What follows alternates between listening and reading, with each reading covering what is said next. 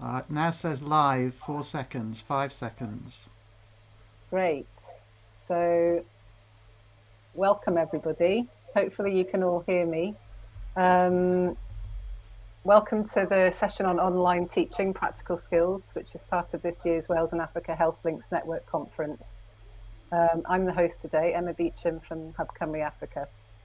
So this event is a webinar format, which means that only the panelists can share their microphones and video, and all the other attendees are muted. But please introduce yourselves in the chat box, your name and organisation. It's on the right-hand side of the screen. And to contribute to the discussion or to make a comment, you can also use the chat box function. And you'll see at the bottom of your screen, there's an Ask Question box, and that's used to send questions to the panel. So you can type in as you're coming up with your questions, please put them in there and we'll share them with Ian as we go. And well, I think Ian said he'd like to take questions as he goes, so I will butt in if there's key questions, and we'll also have a bit of time at the end. We really value your feedback, so we'd really appreciate if you could complete a feedback survey at the end, and I'll post that in the chat box at the end of the session. And just to reiterate, this is a safe space during the session, which so we encourage challenging and constructive conversation. Okay, so I'll hand over now to Ian, to Catherine Thomas, who's going to just introduce. Sorry about the dog. Well, we've all got a dog, so we might just like bull our way through. Everybody's got a dog in the room. Just warning people. So thanks, Emma. My name is Catherine Thomas. I'm the chair of the Wales Africa Health Links Network. We're running this conference as a kind of festival around the FET conference. So theirs is Thursday, Friday last week, and Monday, Tuesday mornings. So we've got events on Monday afternoon and Tuesday still to come. We've got a networking event at 4 o'clock this afternoon with Jane Hutt, our patron. Anybody's interested in that? But let me introduce Ian Happs, who is a GP in North Wales. He's the training programme director for the Wrexham programme for training the next generation of GPs.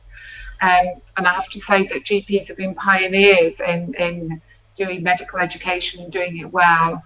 So moving online was just a natural next step.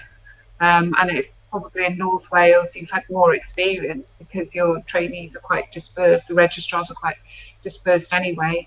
Ian is also involved with HEIW, Health Education and Improvement Wales, in running the Global Health Fellowship Scheme, which is for GP Registrars to spend 6 months in South Africa.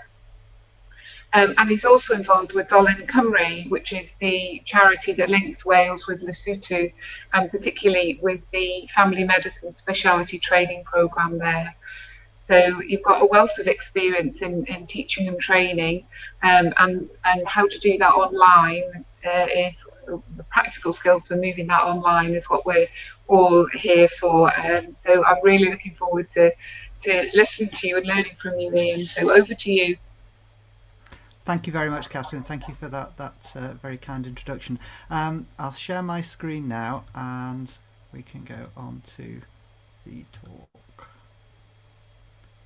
Okay, so hopefully you should be able to see my presentation on the screen now, and you'll see me as a little box in the corner. As Catherine said, the idea this afternoon is we're going to spend an hour or so talking about remote teaching, and it's really just my experience of doing that, mainly from the Wrexham GP Speciality Training Programme. So the plan this afternoon, I thought I'd spend just a little bit more time talking about why I'm here talking to you and the sort of experience that we've had. A little bit of time with some tips that I've picked up about equipment that can be helpful for delivering teaching online.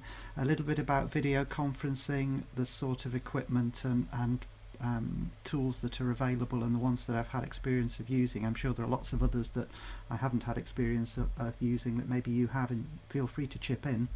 A little bit about recording sessions, why, how we do that, again, experience I've had over the last 6 months or so. and then how to try and get a bit more interaction and feedback from people that you're meeting in an online format such as this. My target is to talk for about 45 minutes. It's a slightly different situation for me today because I'm talking to you and you can't talk to me, but you can ask questions through the chat, and I know Emma can voice those questions for you. As Catherine said and as Emma said, I'm very happy to take your questions and comments as we go through the talk, because I think if we save them all till the end, sometimes you lose the context or you forget your question you wanted to ask. So please ask any questions you want to, and please also chip in if you've got any tips or comments or advice, if there's something that I mentioned that you know a bit more about than I do. I'm sure that could well be the situation. And then hopefully at the end of the 45 minutes we've got 15 minutes or so for questions and any other comments and tips that you may have to offer me. So I hope that sounds okay. I'm going to give you a couple of minutes now. Some of you may already have these, but when we get to talk to the interaction and feedback part, I'm going to mention particularly these three programs. So there's one called Kahoot that some of you may have come across, particularly I guess if you've got children. I think a lot of schools use that for online teaching and have done during lockdown.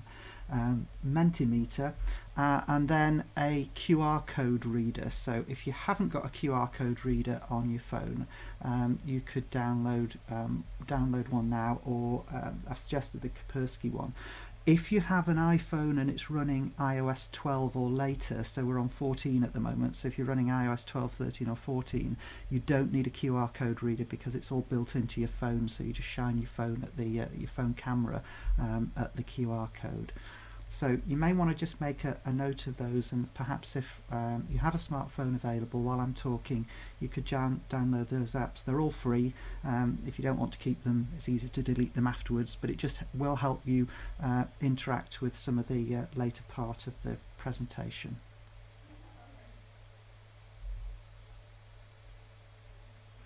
Okay, so part one, as I said, why me?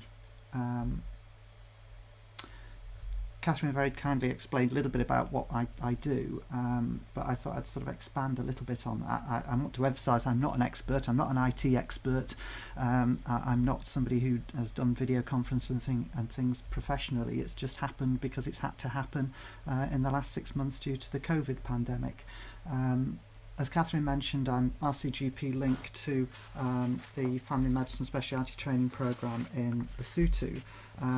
That's something that I came across last year talking to Paul Myers, who introduced me to the programme. And Paul worked as the Royal College GP's link to the Family Medicine Speciality Training Programme, and I've taken over that this year. Actually, Paul and I were due to be in Lesotho at the moment, or travelling there, because we should have been delivering some face-to-face teaching on palliative care next week. But obviously, we're not doing that. We're not doing that there now. Unfortunately, then, because I haven't been able to go there, I've never been to Lesotho. So I know a little bit about it from what I've looked up. Apparently, it's the country with the lowest point in the world. So the lowest point in Lesotho is 1,400 metres, which is actually higher than Ben Nevis. And it's a relatively new nation, having gained independence in about 1966. Remember those facts; they might crop up later on. The Family Medicine Speciality Training Programme is the only postgraduate medical education programme in the country, and it's there to train the doctors who do everything in Lesotho, based around the hospitals, in family medicine. There are 9 doctors on the training programme at the moment, and they have what they call contact sessions, so teaching weeks once every 4 weeks. Those have always been delivered face to face in the past, and Dolan Cymru has been involved in that. Last year Paul and colleagues went out to do some teaching on mental health education last year, and this year it'll be palliative care, but that will be done remotely. The other thing, next thing I put down is the Pace Setter project. So this is something that I've been less involved with, but there from its sort of outset, and I've been involved a little bit in helping out with the virtual teaching there. WASTA, the Welsh Ambulance Trust, and Betsy Cadwaladr Health Board set up this project under the Welsh Government's Pace Setter programme to induct advanced paramedic practitioners into primary care, and there are 9 advanced paramedic practitioners in North Wales who are doing the programme and have been doing since August 2019. I was one of a group of GPs in Wrexham who helped to develop the educational programme for them, and that's basically on a similar sort of format to that we do for GP trainees. So they have a weekly educational session, much like the GP trainees half-day release programme. And we used to deliver that at the ambulance training base in Abergele. Obviously that happened until March this year, and then COVID came along, so we had to suspend the face-to-face meetings.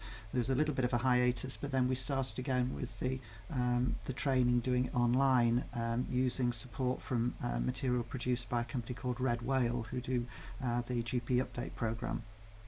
And we've done online teaching for them since, and the second cohort is starting later on this month, and we'll also be doing their teaching sessions online. It's hopefully going to be interesting in the next few months, because the project has been evaluated by an amazing lady called Georgette Eaton, who's an advanced paramedic practitioner in London, and Georgette's done some quite detailed evaluation of the educational programme, but she's also repeated that evaluation since we went on to a virtual format. So we'll have the ability to compare the evaluation of the face-to-face training with the virtual training, and that material is going to be published, as I say, in the next 12 months or so that will be interesting to look out for. Catherine mentioned that I'm a GP trainer and programme director in Wrexham, so I've been doing that for 15 years or so now. We have this weekly half-day release training for the GP trainees. I put up to 30 trainees there. That was the case until August this year, but GP training in Wales has expanded significantly this year. The number of trainees has gone up from 136 to 200 and across Wales, and that's meant an increase from 24 to 42 for us in Wrexham. The training's always been face-to-face. We do about 46 sessions a year, but clearly that stopped in March. HEIW purchased Microsoft Teams and Panopto, so those are the main tools that we've been involved in using. And we started the virtual half-day release programme on the 23rd of April, and we've had weekly meetings with the trainees since, all using Microsoft Teams. And so far, obviously, with the current COVID situation, we're still doing Teams meetings, and we don't have a date for resuming the face-to-face meetings.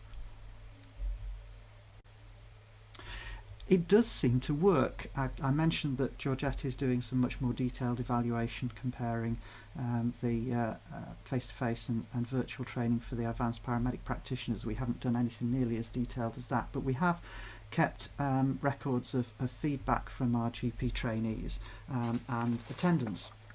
Now, this is a graph of the results from the summer term, so 3 months from April until July. At this stage we had 32 trainees on the programme in Wrexham. The blue line that you can see here is the attendance record, and you can see from the scale there that's in the high 20s and 30s. The mean attendance for the period was 65%. Now, bearing in mind that 1/3 of the trainees are in hospital posts, when access to training isn't as easy as it is in their GP posts, and also it's during the busy times of the COVID pandemic. I think a 65% attendance to our Teams meetings is pretty good. The orange line is the number of responses that we had on the feedback questionnaires. Now, that's an interesting little line on the graph, because you can see here there's a peak when the number of feedback responses was exactly the same as the number of attendees, and that's because we put the feedback on the screen at the end of the meeting and asked people to fill it in then. The rest of the time, these feedback responses are all from a form that was emailed out to the trainees afterwards.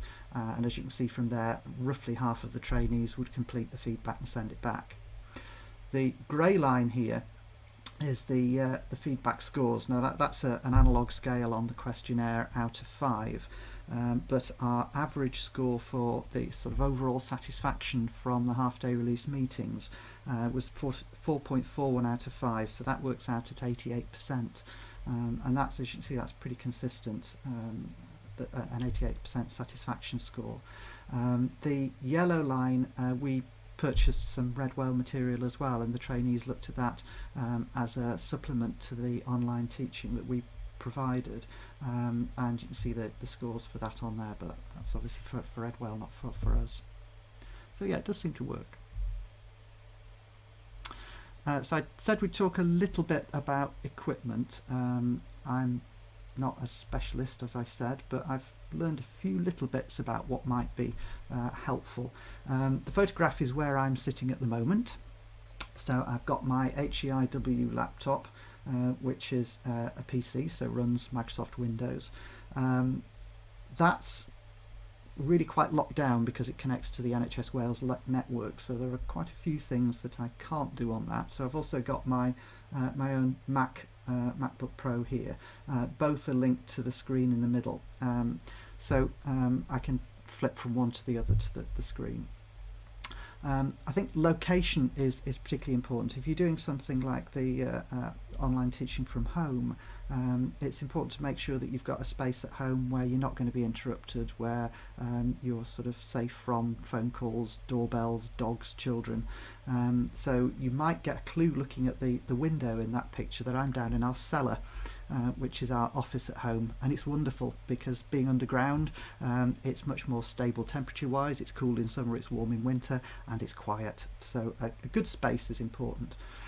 The 2 screens is really, really helpful, because if, like we're going to be doing today, you're sharing material on your screen sharing, it means that you can have the material you're going to share on the second screen. So I've got the bits I'm going to show you and the presentation and so on my second screen, so I can see what I'm showing you, but I can also see in the case of Teams and so on, I can see the trainees in my laptop screen.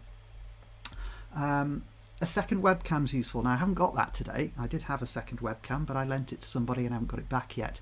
The main reason I think that's useful to have as a piece of your equipment is that we've had a few talks where we've had somebody presenting the material who hasn't had experience with Teams, and basically we've driven the session.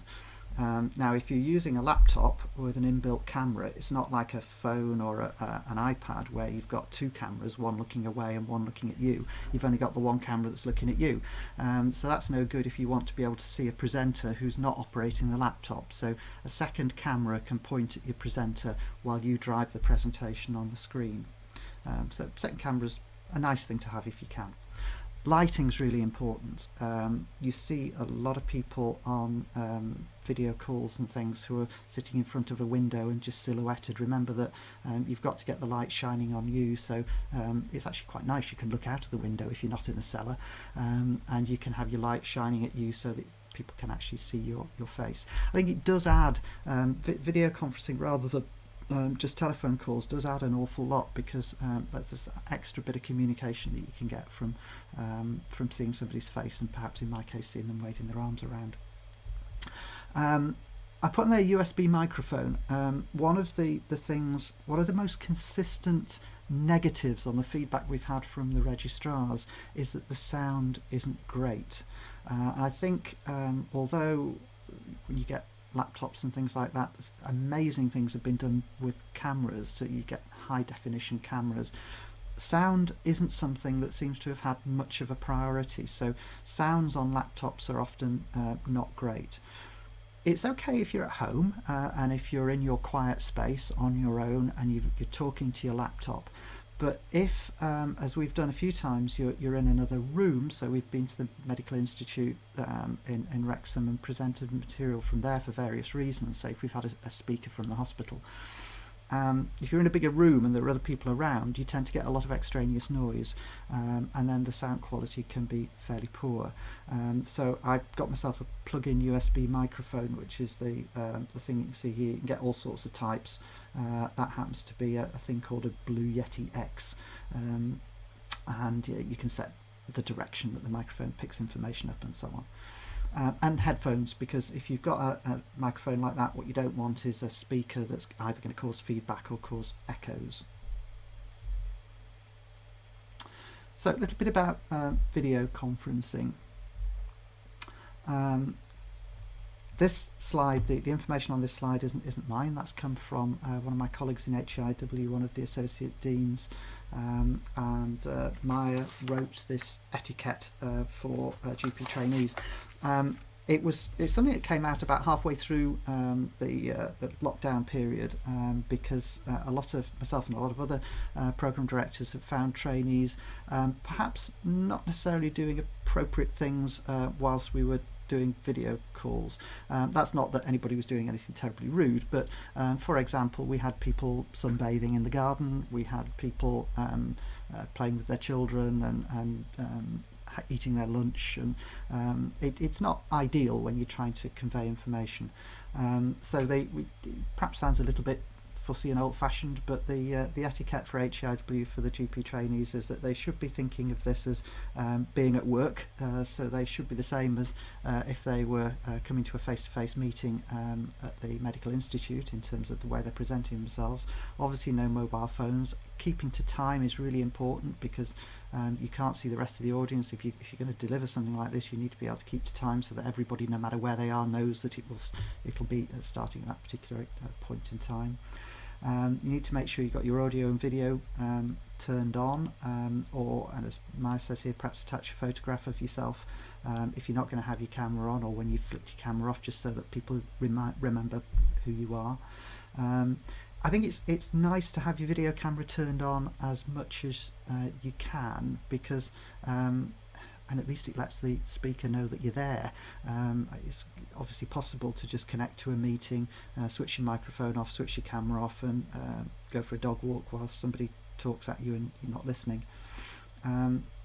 Microphones on mute while the speaker's presenting is obviously helpful, because otherwise you get lots of extraneous noise. That little bit about etiquette when it comes to questions and answers and things. If lots of people are speaking at the same time, it's very difficult to understand, so avoid speaking over others. There's this raise hand thing in Microsoft Teams and in Zoom that I'm sure you've used, and the chat function is a great way of joining in a meeting. I've used 3 or 4 main ways of video conferencing. Facetime is a lot of you may know is an Apple thing, and we use that quite often for family calls. It's a bit like picking up the phone, so you don't need to book a meeting. You just press the FaceTime button and you can connect to somebody video wise. It's not something that I've used very much for teaching. Zoom, again, my main experience is with family and friends, and also with in the last few weeks with broadcasting church services, and that's worked quite nice. I think Zoom, we'll talk about it in more detail in a minute, because I've got a slide on Zoom, but it's quite nice because so many people can be visible on the same slide at the same time.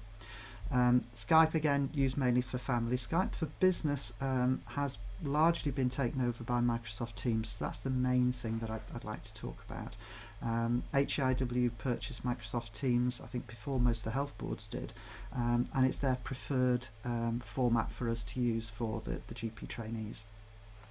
And I'll mention something about Project Echo. I'll mention about that in a second, and then a little point about screen sharing. This is actually topical today, but if you're screen sharing either in Teams or in Zoom and you want to show a video, there is a little button that you don't always notice that says include computer sound, and if you don't click that, your videos will be silent. Now, I haven't found a button like that on Crowdcast, so when Emma and I were practicing this yesterday, sometimes the sound from my videos carried through and sometimes it didn't. So at this stage I'll apologise in advance, just in case some of the material I'm going to show you during the course of the next half an hour or so doesn't actually transfer through to you. You just have to suffer me talking instead. So Zoom, quick bit about that. As you know, it's audio and video calls. You can have up to 49 participants visible on the screen at the same time. As I say, we use it for church services at the Methodist Church in Gresford, and it's great because loads of people can chat to one another before the service, see one another, wave at each other, so it really is quite a sort of nice communal feeling when they all get on screen, particularly in lockdown when we started doing the services on Zoom and people hadn't seen each other for a long time. They really appreciated that increased number of people that they could see. You can join a Zoom call from a personal email address, and anyone with a link can do it. You can join it on your phone. Security, although it was an issue and there were concerns at the beginning of lockdown, has improved an awful lot. Zoom's also got this facility for breakout rooms, which is really handy if you're doing a big meeting. And that free version, you can have quite a lot of participants with no limit to the number of meetings, but the free version, you're limited to 40 minutes for a meeting. As far as I'm aware, and I'm happy to be contradicted if somebody knows any different, Zoom is more just the video platform. They do have a whiteboard and things, but it's not the same sort of system as Microsoft Teams, so you don't have a facility to share documents and store files and things as part of your Zoom group. So Microsoft Teams is the main thing that I've had experience of using. I say it's a successor to Skype for Business. Skype for Business is still around, but I think Microsoft are phasing it out. And it's sort of like a fusion of an instant messaging service, audio and video calling, file sharing, and shared links. So it's like having WhatsApp bolted onto a Google Drive and Zoom or Facetime or something like that. You can do all of those things within your team. At the moment, you can only see up to 9 participants in video calls, although Microsoft tell us that's going to increase substantially in the near future. You can, unlike Skype for Business, you can join meetings as a guest from your personal email address. So if any of you use Teams, we found that you can type in a personal email address and it will allow somebody to join a meeting from outside of your team.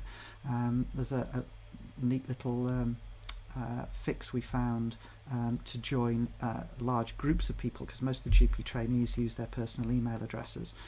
So if you create a Teams meeting, it puts an invitation in your calendar, and although you can't forward that from Teams, you can forward it from Outlook to the personal email addresses. You've got smartphones and tablet versions, so the trainees often watch on their smartphones. We're told the security is good.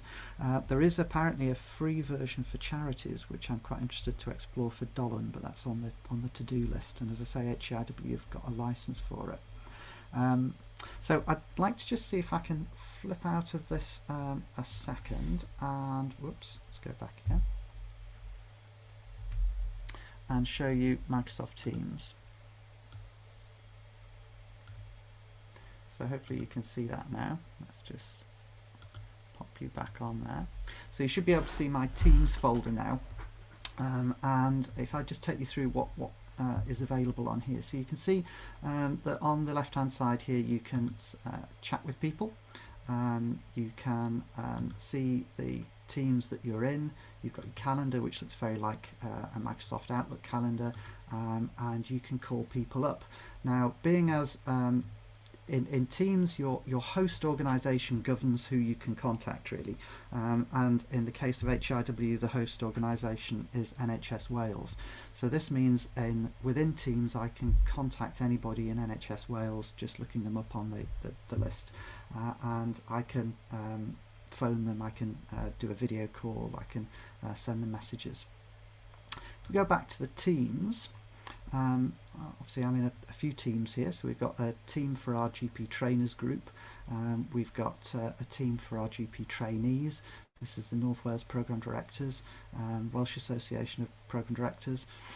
This is the one that we set up just for myself and my colleague who's the other Programme Director in Wrexham, just so we can store and share information. So as well as having the ability to have a video conference with Steve or with the group of trainees, we can also share documents. These are hosted on our own laptops and shared on the file here. So for example, we can store the spreadsheet where all our trainees are recorded and what placements they're in.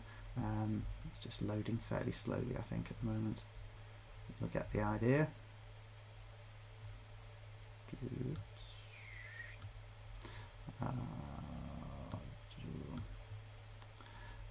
And various other shared documents and things on there. Now you can also copy a link into your Teams folder. I call these channels the different ones. So the HEIW Associate Deans produced a new trainers course using just Microsoft Teams. This is because obviously the trainers course is important. The GP trainers need to do the course before they can start as a trainer, and under COVID we couldn't have face-to-face courses anymore. It was at a time when the number of trainees in Wales were going up, so we needed an online version. So this is the online GP trainers course. I have spoken to the Associate Deans and they've kindly given me permission to show you this. So if I show you the general channel on the trainers course, you'll see that as well as posts and files with all the different elements of the course in, there's also a tab here which says welcome, and if I click that, what's happened here is a Panopto video is embedded into Teams, and you may recognise Gordon Lewis. I don't think you'll be able to hear him from our test yesterday, but he's basically introducing the course and telling people how it's going to work out. Okay, so what we'll do now, go back to PowerPoint.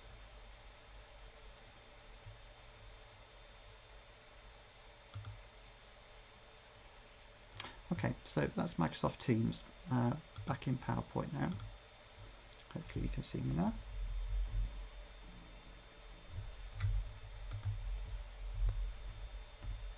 I mentioned Project Echo, which I'll just tell you about very briefly.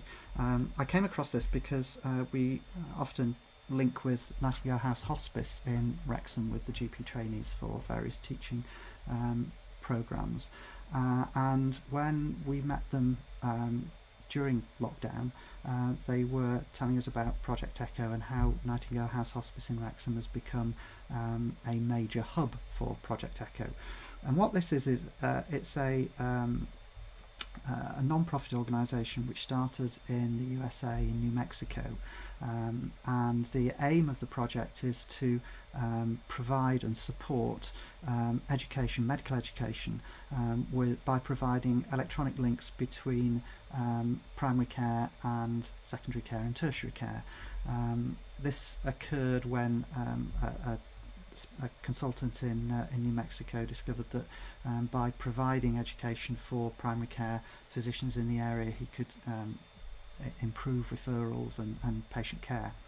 And Project Echo has since gone worldwide. Hospices UK have joined with, because part of their aim is to promote education in palliative care. And Nightingale House Hospice, as I say, in Wrexham is a major hub, I think the major hub in Wales. Coincidentally and helpfully, there is going to be a Project Echo hub in Lesotho, in Massaro, and that will help us, I think, in the future with some of the education projects that we're doing there. But the team in Nightingale House Hospice in Wrexham have been very helpful in stuff that we've been doing over the last 6 months. So one of the talks for the GP trainees was hosted in Nightingale House. That was on palliative care for heart failure patients. And that was delivered through the facilities provided by Project Echo. They've also been involved in teaching palliative care to the APPs to the paramedics in the programme that I told you about. And next week they're going to be helping us with providing the palliative care teaching to the family medicine speciality training programme in Lesotho. So big thanks to Nightingale House, and there's some links there that you may want to check at a later date. Recording then. I'm just keeping half an eye on the time. It's helpful, I think, when you're in the sort of situation that we've been in over the last 6 months, where all of the teaching is virtual, where people are very busy, although we're very pleased, as I say, we had 65% attending our half-day release meetings. There were a lot of the trainees that either couldn't stay for the whole meeting or missed all of the meeting. If there's a recording, they can watch it again in their own time.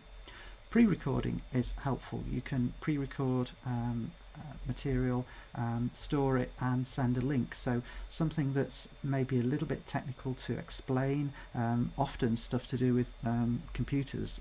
I've found, you know, how to use the new e-portfolio for the GP trainees, how to put Microsoft Teams on your phone. It involves some visual teaching, so you can record that and then share the link with whoever you want to teach at the other end, and they can watch it on screen. Now, Teams and Zoom have a recording facility, and again, people may come back and tell me things I don't know, but as far as I'm aware, storing can be an issue, because you can record it and you can store it on your laptop, but then how do you share it with large numbers of people? So HEIW bought this program called Panopto, which must have some enormous servers somewhere.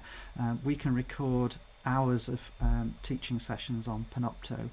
We can edit it with a fairly straightforward but useful editor, and then it stores the files and we can share them to the trainees with a simple link in an email.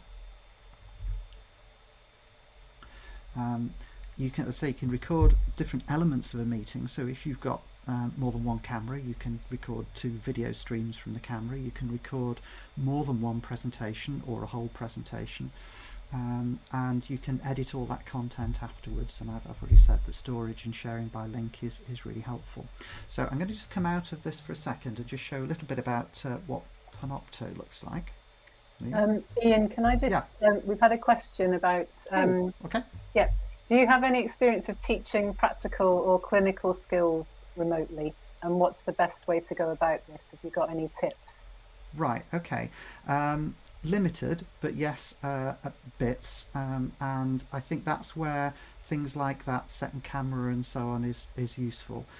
Because if you're teaching a visual thing, then a laptop camera isn't particularly helpful. Next week we've got one of the ENT consultants from the hospital coming to talk to us about ENT, and he's quite keen on explaining to GP trainees things like Epley manoeuvres and so on. So you can demonstrate those with appropriate social distancing, video it and then show people. So I guess the clinical skills are a little bit like what I was saying with teaching people about computer programs. You need that visual element, and that's where Panopto can come in. Thank you. Shall I go back to here? Hang on a second. Whoops. So, sorry, Gordon.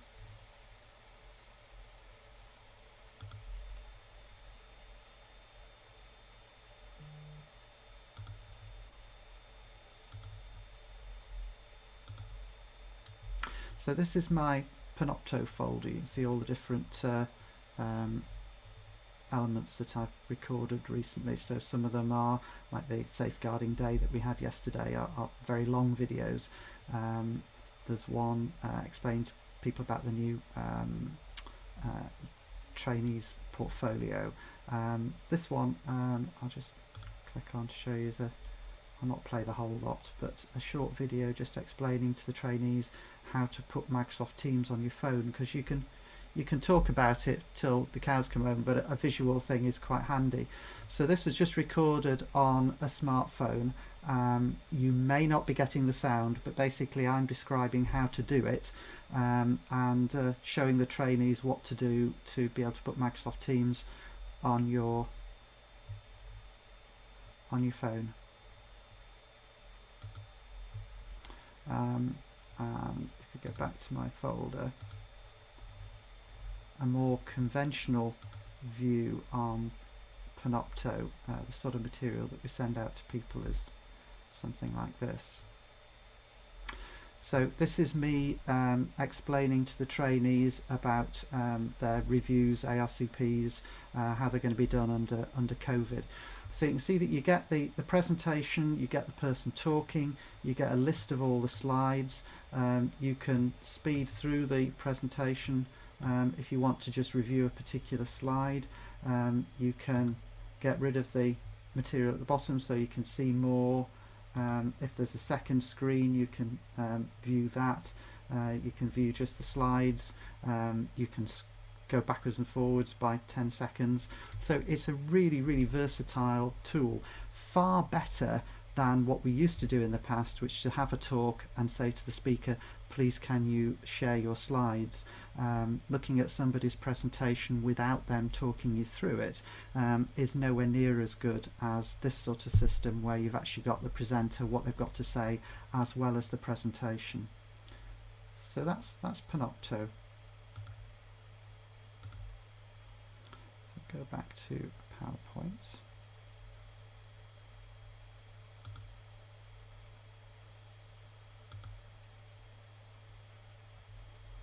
Okay, so we're on to part 5. I think we're doing reasonably okay for time. Interaction and feedback, really, really important, because obviously you want to keep your audience awake and involved in what's going on. You want some feedback, so you can do various things. We used Surveymonkey first of all, just because I'd used it in the past. You can get a free version that gives you up to 9 questions, but Surveymonkey has some limitations. You can't export the results to Excel in the free version anyway, and as I say, you've only got 9 questions, so we moved fairly quickly from Surveymonkey onto other things.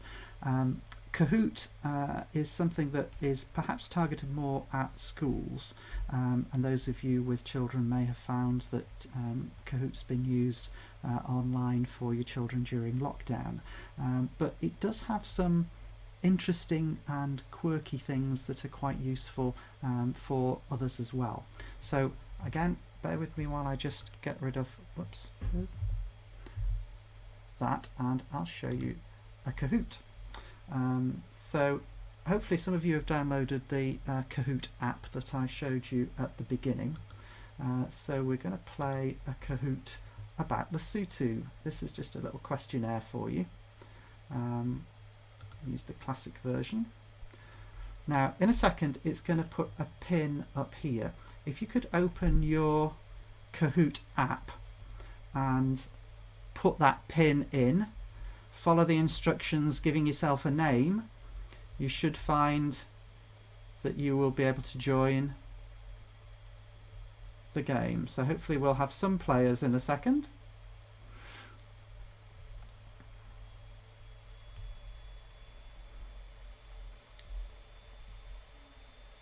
Thank you, Emma. Anybody else going to join Emma with the questionnaire? Yay! Thank you, Sammy. Anybody else? Any more for any more? Alison, excellent.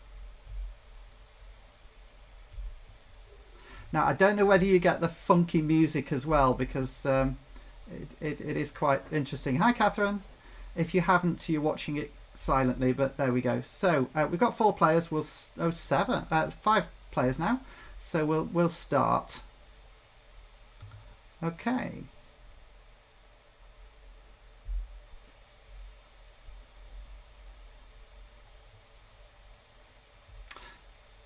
So there's your question. How high is the lowest point in Lesotho? Now, you'll see on the screen 4 colours. I think I'm sitting in front of the orange answer, which is 140 feet. So if you could pick an answer and answer on your... We've got 2 answers. We've got 3 answers. Okay. what I didn't explain at the beginning is that in Kahoot, you not only have to have the right answer, but the faster you get the answer, the more points you get. So at the moment we've got 3 answers, 2 people answered correctly. It's 1,400 metres, which is just a little bit higher than Ben Nevis, and that's the lowest point in Lesotho. Okay, on to the next question. So remember, the faster you answer, the more the points, and it will give you about 30 seconds to answer. Okay, so Emma's in the lead, but she did have a head start because she played yesterday. So as well as questions, you can just use it to give information. So as I say, Lesotho is the only independent state in the world apparently which is entirely over 1,000 metres high.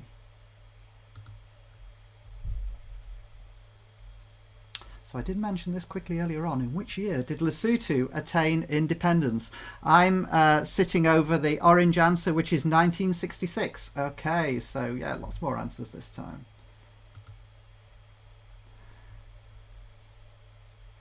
Okay, so how did you do? So it gives you a nice little podium at the end.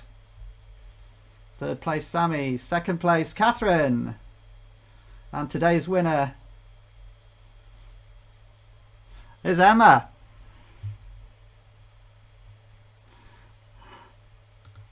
Okay, so you can get quite a bit of useful information from it. I think what we'll do here, I'm just going to close that down and we'll go back to look at reports. This is why I say Kahoot is quite interesting, just other little bits that it's got.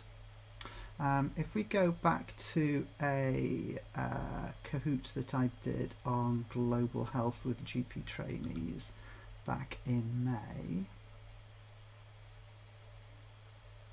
So, okay, gives us a summary.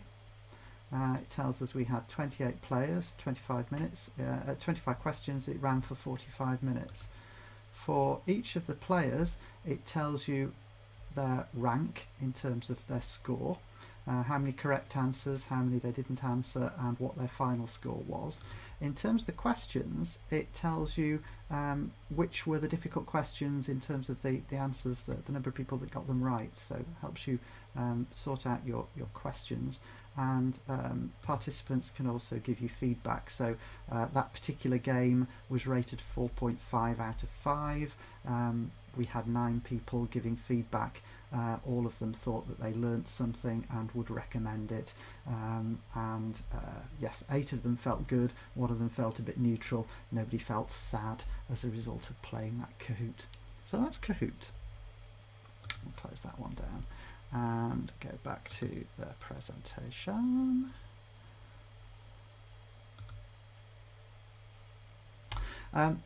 Mentimeter is next. Mentimeter looks perhaps a bit more professional, I guess. Unlike Kahoot, it's sort of cleaner and no funky music in the background and things. So I'll just show you a quick Mentimeter questionnaire if any of you picked up the Mentimeter app.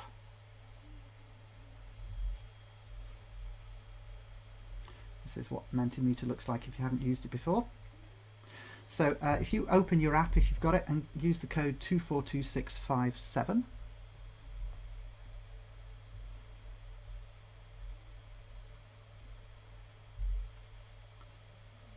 And answer the next question. How are you feeling at the moment? Now what this is doing is it's going to produce a word cloud. I'm sure you're familiar with word clouds, but basically it just allows you to sort of put, I think I'll set it to 3 words in, and it will make a cloud of the words that you all write, and the more people who say a particular, who put the same word in, the bigger that word will appear. So we've got anybody playing Mentimeter at the moment?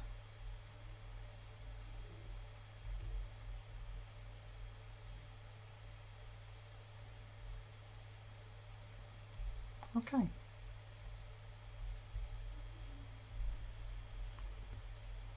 Excellent. Another thing that you can do with Mentimeter is just ask questions. So this is an analog scale here on confidence. So if you want to have a go at that one, how do you feel about using a computer, about video conferencing, and about remote teaching? not at all confident or very confident. Do you want to answer that? Okay, so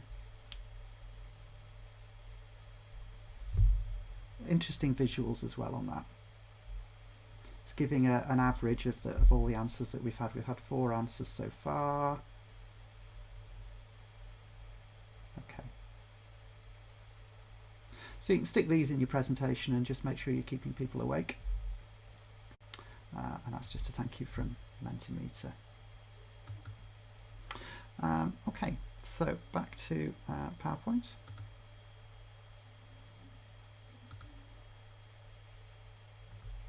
The thing we're using most at the moment is Microsoft Forms, similar to Surveymonkey, but it comes free with Office 365. I had no idea it was there. It's not something that Microsoft seem to promote that much. When you load your Office 365, it tells you that you've got Excel and Word and Access and all the other bits, but they don't tend to say you've got Microsoft Forms as well. So it's actually one of my colleagues in one of the program directors in North Wales who discovered it first, and because it's there in Office 365, which we've all got in the HEIW, it's free to use. You can have any number of questions, unlike Surveymonkey. It's quite sophisticated in that you can have lots of different sorts of questions. You can branch. It will collect information and collate it, and you can export it to Excel. So we've used it for a few different things. We actually used it to get people to sign into a meeting earlier on this week. So we used it just for the register. So it was just like Emma used at the beginning of this meeting, a scrolling PowerPoint, and we got people to link to the forms using the PowerPoint. And the way we did that is to use a QR code. So we'll pop one up there. Now this is why I said you needed a QR reader.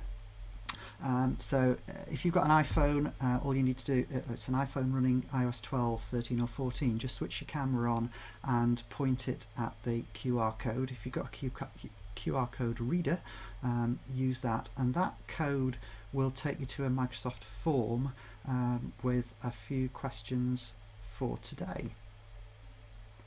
So let me have a little look at that. I'll leave the QR code up for a little bit longer, and then we'll have a look at whether we had any answers to the form.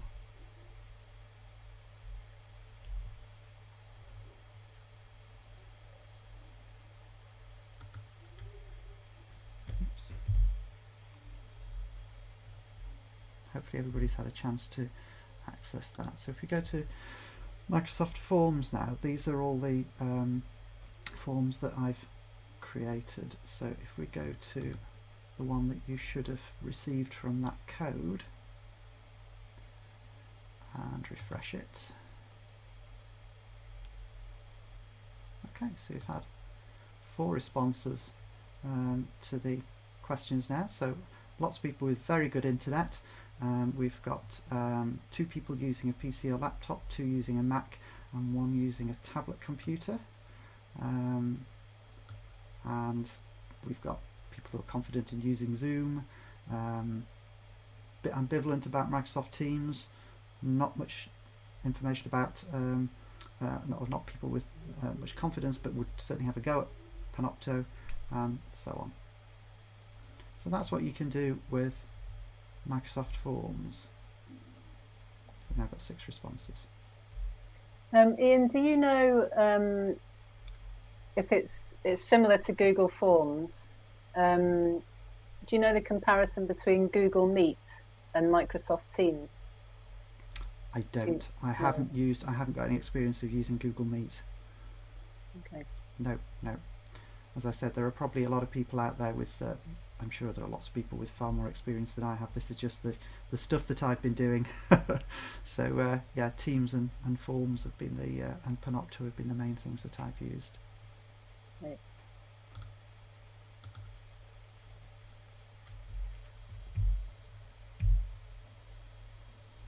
Okay, so I'm afraid I've run a little bit longer than I thought. I said 45 minutes, we've had 55. But thank you very much for listening. Any questions I'm very happy to answer, or does anybody have any top tips for me, please? I'll stop sharing my screen and I was just going to say, feedback. if Yeah. people put a question in the chat box, I think I can invite you to speak as well. Okay. Or actually, I can invite, if anyone wants to speak, I can invite you to ask your question in person. But does anyone want to say anything or ask any questions in the chat?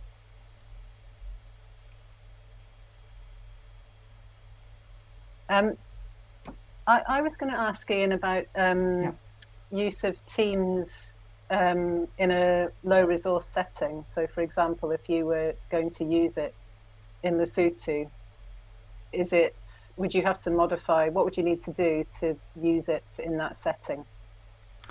Well, I think it would transfer very well to that, because when we say low resource setting, often a lot of these situations that you do get reasonable mobile phone coverage and smartphones are available, and talking to the people in Lesotho, they do have access to smartphones, they do have reasonable internet connections, so they can join Zoom meetings. It's mainly familiarity, I think, that at the moment stops us using Microsoft Teams with them.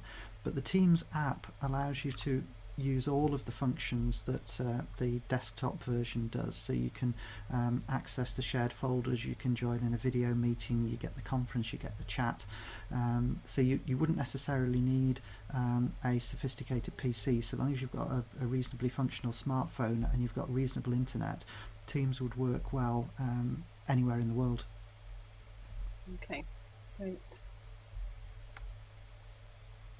And I don't work for Microsoft and I haven't got any shares. Yeah, Paul says it's a matter of trying and testing. Yeah, that's right. Yeah. And also the content management system that I think Catherine put in the chat earlier, that Interburns gave a presentation on Friday about, and they were using a specific content management system. And do you know anything about, in terms of being able to use different content, or it being sort of slicker the way that you use the content? Have you had any experience of that, or has anyone else? The content in Teams, you mean? Yeah, so if you have a content management system, my understanding is that when you go through a workshop, I guess similar to Teams, it's all in one place, and you can also share resources and so on. And that's something that I was meaning with the prospective trainers course that the Associate Deans did, because that course, the people who were on the course were invited to become members of that team, which meant that they could share the shared files, they could join in the video conferencing, and they could have access to just one-click links to the series of videos that's on there, the video presentations. So combining Teams with Panopto allows you to have mixed content all in one place. Yeah, great. Has anyone else got any other questions or comments? Sorry, there's a question in the list one. What have you used with Lesotho so far? Zoom mainly, and that was that Dolan Cymru has engaged a support worker in Lesotho, and she's spoken to the students, and they all much happier using Zoom, mainly because that's what they've used previously. So the online teaching that we've done on surgical emergencies and next week's on palliative care is all going to be done via Zoom. Great. Thank you. And they've been recording stuff locally for review. And that's worked with the technology about in terms of bandwidth and so on. Yeah. Okay, great. Yeah. It is amazing how much this stuff just has appeared over the last 6 months and has worked. So it's obviously been there, but it's developed a lot, and it's got more and more functional over the last 6 months. And I think as so many people have said of so many different situations in life, things aren't going to be the same post-COVID. Just as a little anecdote, one of my colleagues in HIW, one of the other programme directors, sent a forms questionnaire out after we had a palliative care meeting across the 3 North Wales schemes, just to ask people how far they would have travelled had they attended the meeting as originally scheduled at Glenclwyd Postgraduate Centre. And I think there were due to be about 65 attendees, and the total mileage that would have occurred had we not used Teams was about 3,000 miles. So at 45p a mile, that's well over £1,000 in travel expenses, as well as the traffic on the A55, as well as the inconvenience and the time and the pollution. Yeah, it's amazing. That's really interesting statistic. Yeah, fantastic. I'm going to wrap it up. I think we're coming to the end. Big thank you to Ian. That's really, really interesting. And great to see what you've achieved so far, and look forward to seeing how it goes in the future too. I'm just going to put in the chat a link to feedback forms. We'd really appreciate your feedback on today's event, so to help us improve and remain responsive to your needs. So if you click that link and fill in the survey, that would be fantastic. And also, just to remind you all, there's still more events in the Wales for Africa Health Links conference coming up. There's one later today, and then there's a further programme on Monday. So please, if you click through on the Hub Cymru Africa tab at the top, you'll be able to see the rest of the events. So I just realised you can't see me. So I just want to say thank you to everybody. Okay. Nice to see you all, and see you next time. Yep. No. Bye. Bye-bye. Thank you very much indeed, Emma. Thank you for being my minder and looking after me. Come on.